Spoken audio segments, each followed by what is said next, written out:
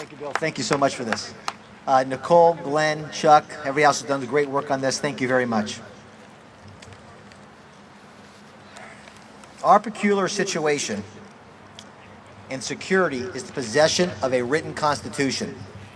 Let's not make it a blank piece of paper by construction. That's Thomas Jefferson.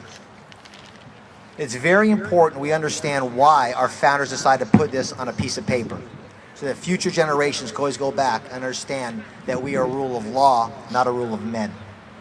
A rule of law protects the individual. The rule of men allows a mob of democracy to crush the individual over the collective. Today, in that room right there, we have good men and women. They're going to promise their oath to the Constitution. North Carolina, Article 6, Section 7, U.S. Constitution, Article 6, Clause 3.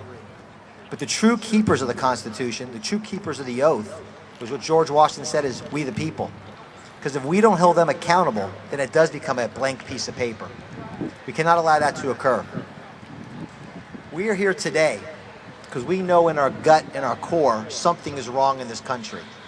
When our inalienable rights, our Bill of Rights, are being attacked at every time we turn, but yet all 10 of Karl Marx's Communist Manifesto planks are law in our land today.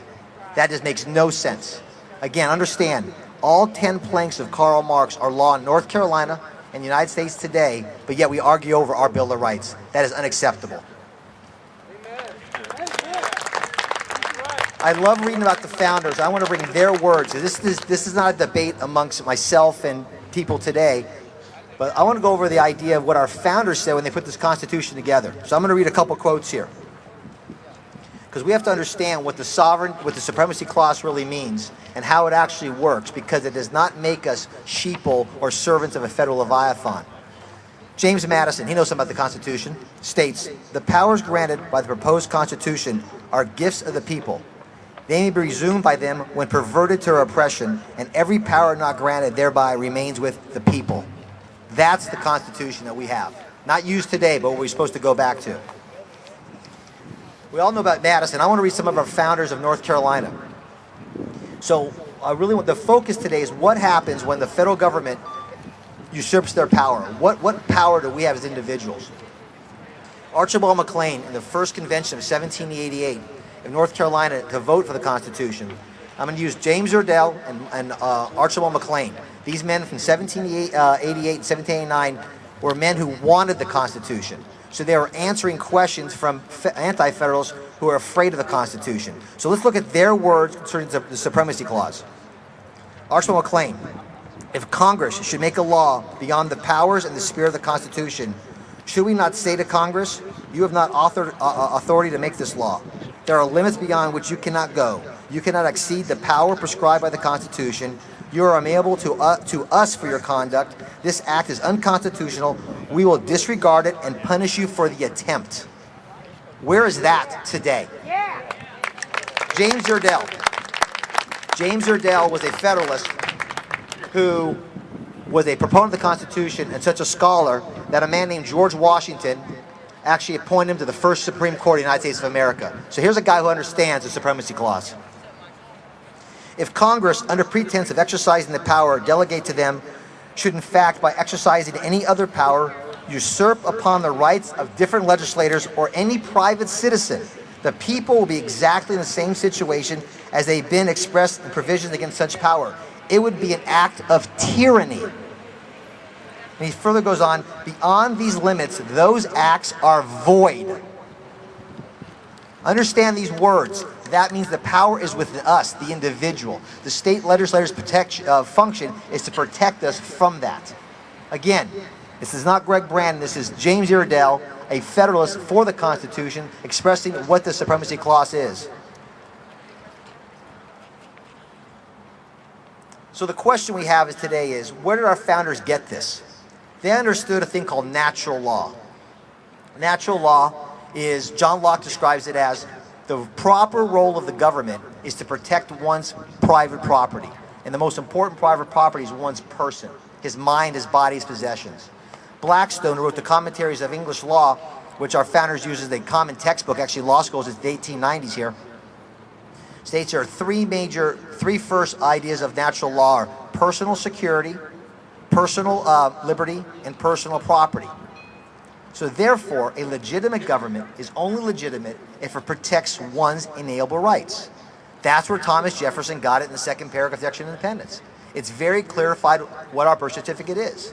We hold these truths to be self-evident, that all men are created equal, they are endowed by their Creator with certain inalienable rights. Among those are life, liberty, and the pursuit of happiness.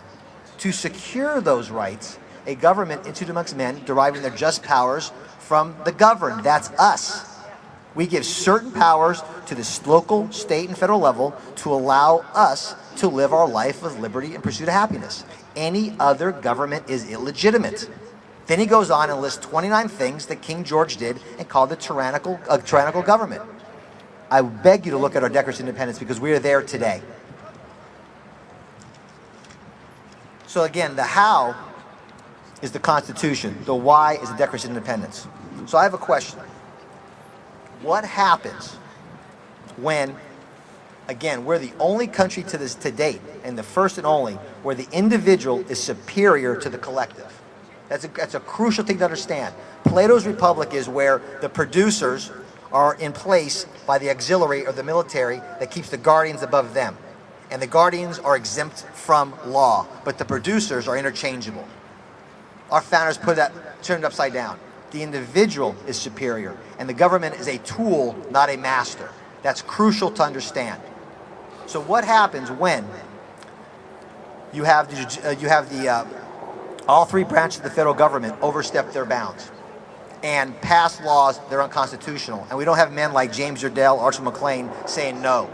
The act is called nullification.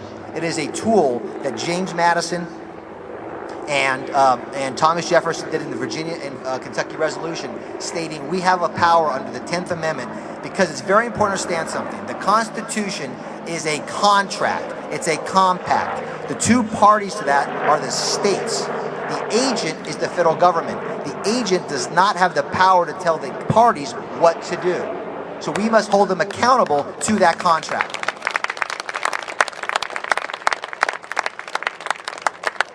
Today is a great example, nationalized health care. We think today that we're so progressive and we so are advanced of other times in history. Jefferson said about health care, I'll paraphrase it here, if we ever allow the government to dictate what medicines or what health care you get, you'll be a poor soul as a tyrannical government. So are we going to allow the federal or state government to dictate what kind of health care and food we eat? That today is law on our land. Again, that is a Communist Manifesto plank. So Jefferson articulated that will be tyranny. Benjamin Rush, who Jefferson called actually the smartest intellect of the time during the founder's time, was actually a physician himself. And here's what he said how important healthcare was. Healthcare. Unless we put freedom into the Constitution, medical freedom into the Constitution, the time will come when medicine will organize into an underground dictatorship. That's today. All such laws are un-American and despots and have no place in a republic. The Constitution of this republic should make special privileges for medical freedom as well as religious freedom. So those men understood if they controlled our food, our health, they controlled our lives, and that led to tyranny. So there's no debate. We know in enumerated functions, Article 1, Section 8, there is no health care. The job of the legislators, as Madison said, are duty-bound to enter position between us, the individual, and the Leviathan government. We don't ask for that, we demand that. So I got a question today. Are we a republic of judiciary action, a government of executive orders, or even worse, a government of legislative policy wonks that want to social engineer our lives? If so, that is not a constitutional representative republic. That is a despotic tyranny. We say no more. My famous guy again, James Yerdell, my famous quote for him, to end this path, because we have a path we have to choose. He says, the security of our true liberty is in the jealousy of the people themselves. Well, we are here today to tell everybody in Raleigh and DC, we are jealous. We are jealous of our liberty. Their paths are clear.